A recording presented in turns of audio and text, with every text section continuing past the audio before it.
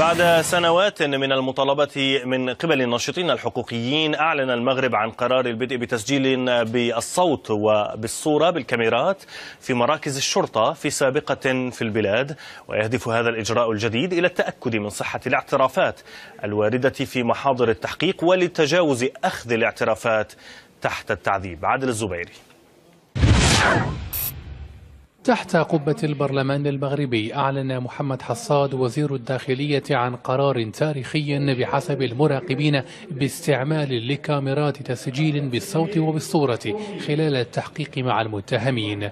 كمعتقل سياسي سابق، يرحب الحبيب الكوش المناضل الحقوقي بالقرار الجديد. تكريسا لاختيار أولا ديال ضمان شفافية في مختلف مسارات ديال تدبير الشأن العام، واللي فيها جزء كذلك من تحصين من مخلفات ديال الانتهاكات ديال حقوق الإنسان اللي المغرب أعلن القطيعة معها منذ إحداث هيئة الإنصاف والمصالحة والتوصيات الصادرة عنها.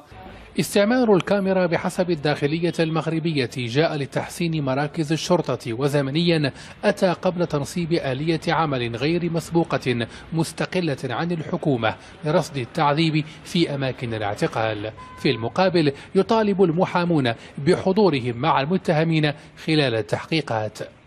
حضور الدفاع أثناء الاستنطاق، ولكن هذه الضمانة ولئن تم النص عليه في الدستور المغربي في المادة 66 وفي مدونة أو قانون المسطرة الجنائية، فإنها لم تترجم في الواقع بشكل يتم تفعيل هذه المادة ليكون حضور المحامي هو الضمانة.